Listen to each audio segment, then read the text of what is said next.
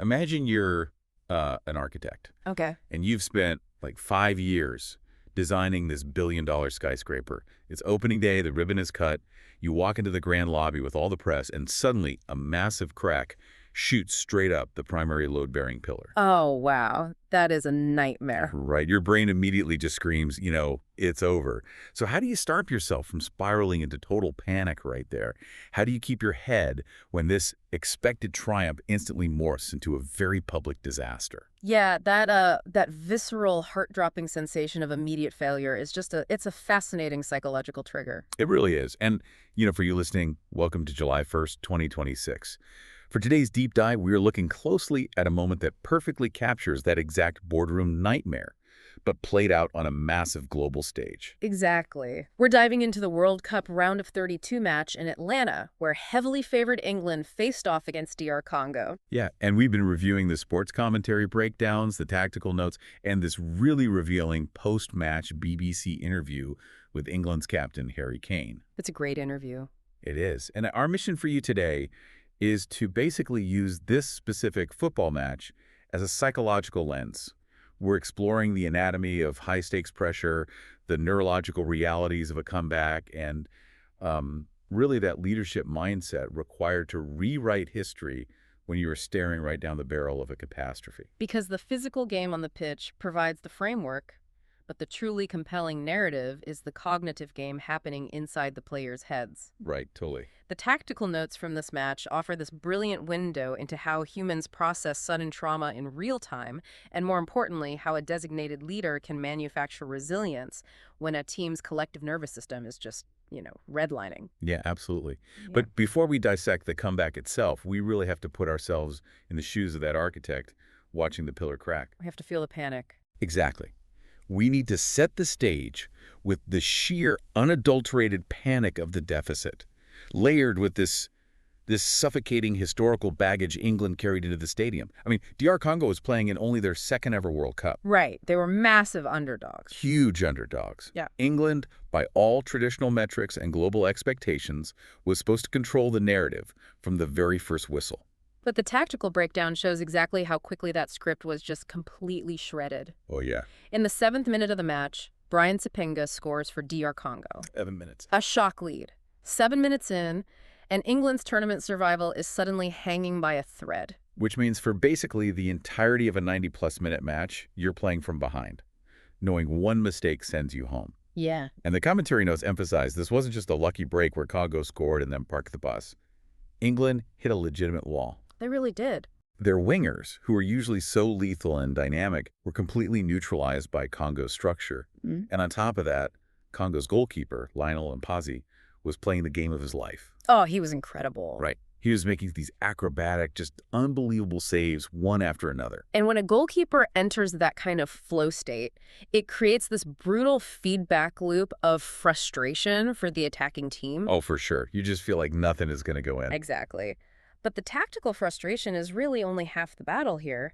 The commentary notes highlight an absolutely staggering contextual statistic that changes how we have to look at the psychology of this match. Okay, yes, I read this stat in the prep notes, and my jaw hit the floor. It's wild, right? It's insane. So before this game against DR Congo, in the entire 60-year history of the tournament, England had only ever won one single World Cup match after conceding the first goal. 60 years. 60 years of World Cups. And if England gets scored on first, they essentially never win. The only time they ever managed it was the 1966 final. Wait, so I have to ask, how does a modern squad full of elite professionals keep from mentally collapsing when a historical trend like that is practically screaming that the game is already over? Well, it's hard.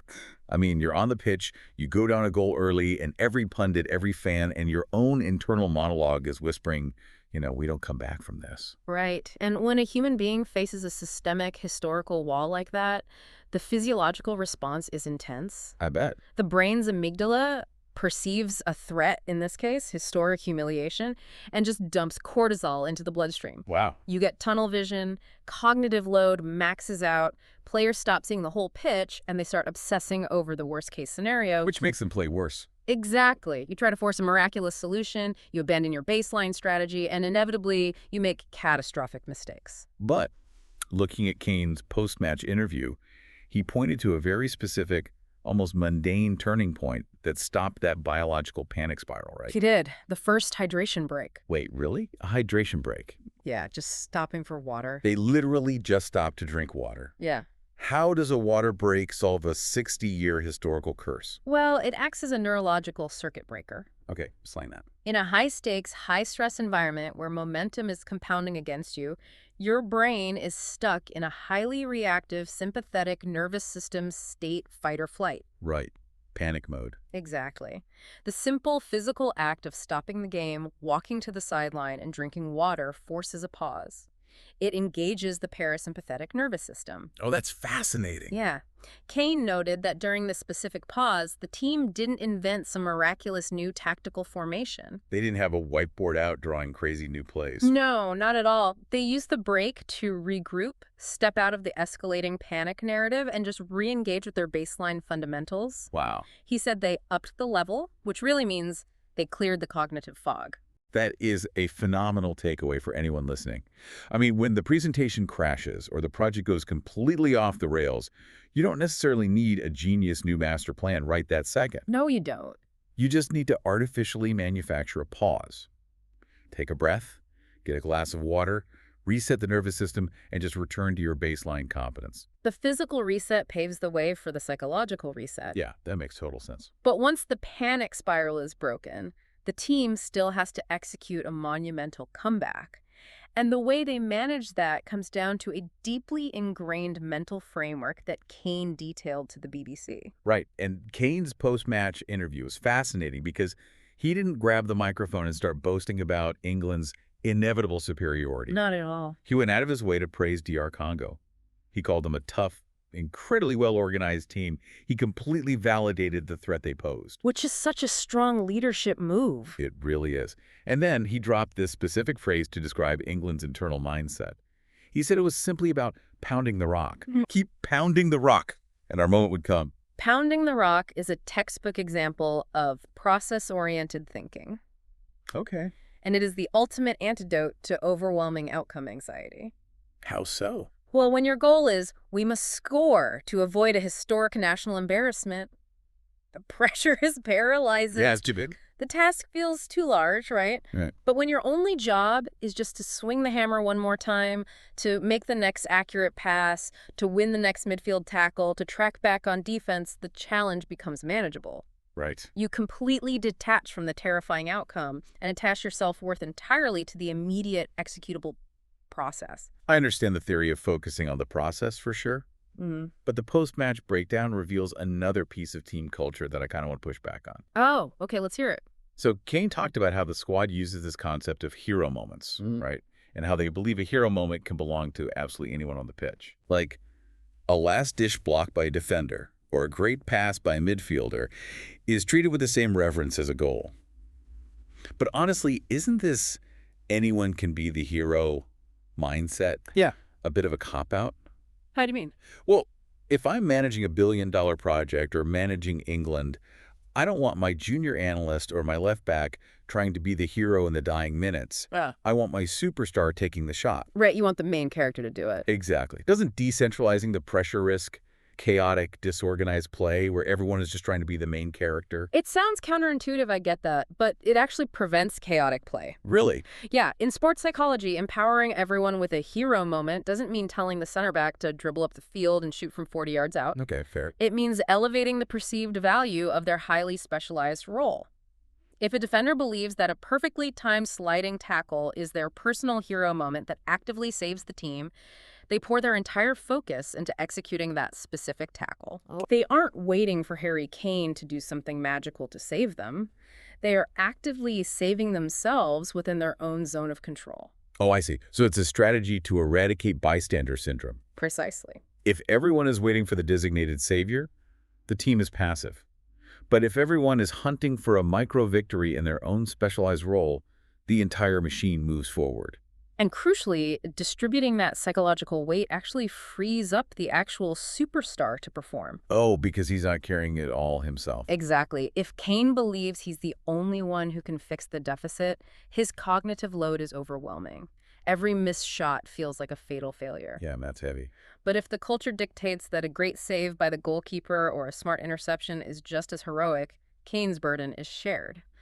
By publicly praising Mpassi's incredible goalkeeping and Congo's organization, Kane is effectively telling his own team, we aren't failing because we're bad, we're struggling because this problem is genuinely difficult. Wow, that framing completely eradicates internal blame. Yes, it keeps the entire squad focused purely on swinging the hammer. So Kane has decentralized the psychological pressure. The team is just pounding the rock, focusing on these micro-victories. But, pounding a rock doesn't actually win a World Cup match. Putting the ball in the net does. True. Eventually you need the result. And the clock is ruthlessly ticking down toward the end of the match here. So let's look at how this mental framework translated into actual physical execution when the margin for error was virtually zero. Well, the rock finally cracked in the 75th minute. 75 minutes of tension. Right.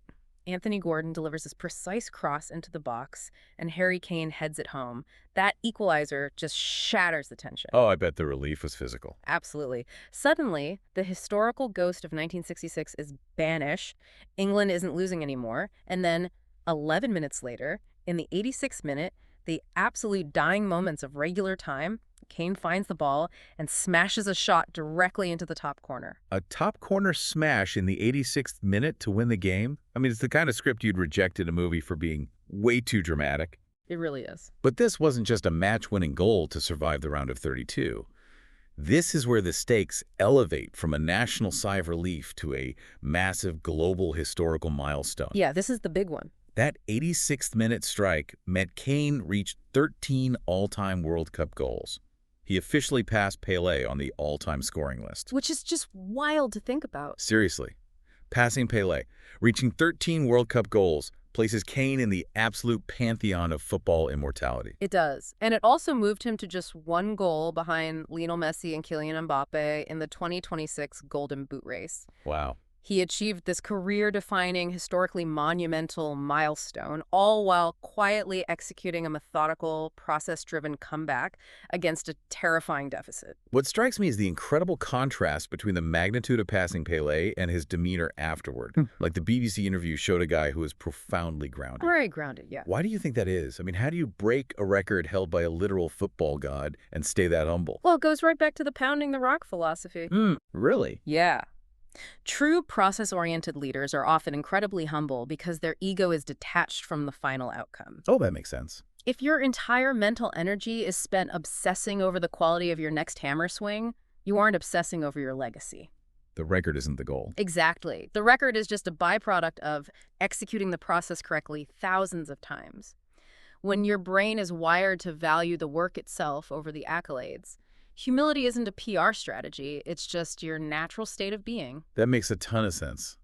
But just because he was humble in the interview doesn't mean there wasn't a massive emotional release. Oh, definitely. The commentary describes this incredibly vivid post-game scene on the pitch. Kane is linking arms with his teammates, standing in front of the fans in Atlanta, and they're all just belting out Oasis's Wonderwall together. Such a great moment. He's kissing the badge on his shirt. Yeah. It's pure, unfiltered catharsis. It is. The celebration is cathartic, but looking closely at his post-match comments, it was also a highly deliberate leadership choice. Kane gave his squad explicit permission to celebrate. Oh, interesting. Yeah. He noted that playing for the England national team carries a uniquely heavy burden of expectation.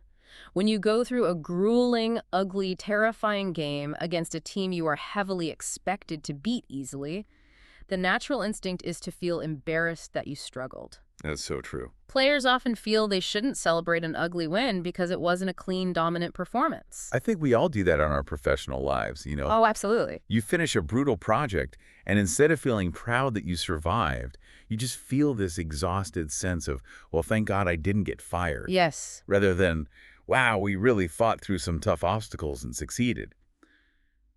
But if the win was ugly, shouldn't a team just, put their heads down, be quietly relieved, and get back to work fixing your mistakes? Why is it so vital for long-term success to actually celebrate a messy survival? Because psychological resilience requires biochemical fuel. Biochemical fuel. Yeah. If a team or an individual navigating their career only allows themselves to celebrate perfect, flawless victories, they are going to starve. Wow. Perfect victories are exceedingly rare in any high-level pursuit. The brain's reward circuitry runs on dopamine. When you grind through a terrifying challenge, stick to your process, and survive, your brain needs the payoff to reinforce that behavior for the future. So you have to reward the survival. Exactly. By explicitly telling his team to enjoy it, to sing Wonderwall with the fans, Kane is validating their grit. He's cementing the idea that pounding the rock is honorable, worthy work, regardless of how long it took the rock to break. That is such a powerful reframing. It is. If you treat a hard-fought survival as something to be ashamed of, you will inevitably burn out from the cumulative stress. You have to celebrate the grit, not just the glory. Exactly. Because if you don't bank that positive emotion and reward the effort, your team won't have anything left in the tank for the next crisis. And they're going to need it. Oh yeah. Looking at the tournament bracket, England is going to need every single drop of that joy and positive momentum because their reward for surviving DR Congo is essentially a nightmare scenario. It's the classic definition of jumping out of the frying pan and directly into the fire. Truly, the tactical breakdown of the upcoming round of 16 match spells it out starkly. England must travel to face the tournament co-hosts, Mexico, away from home. And they aren't just playing anywhere in Mexico. No, they're not. They're stepping into the Estadio Azteca. The Estadio Azteca is widely recognized as one of the most intimidating and hostile venues in the history of world football. It's legendary. The sheer scale of the stadium is overwhelming, the high altitude physically drains players, and the concentrated vertical crowd noise is it's deafening. England is transitioning from grinding out a terrifying scare against Congo straight into a genuinely massive test against a host nation that will have over 80,000 roaring fans actively trying to break the English squad's concentration. It's going to be brutal. It really is. So for everyone listening to this right now, I want you to think about your own expected to win scenarios. Yeah. When you are facing a massive deadline or a tough conversation where everyone assumes you'll easily succeed, but behind the scenes you're panicking, how do you handle it? Do you panic or do you pause? Right. Do you just grit your teeth and grind through it Yeah. out of a sheer fear of failure, terrified of being exposed? Or do you artificially manufacture that pause, reset your baseline, and allow yourself to celebrate the tough, messy, incredibly ugly victories along the way? It's the shift from a mindset of avoiding embarrassment to a mindset of collective problem solving. That's the only way a team survives a seventh-minute catastrophe. It's a profound shift.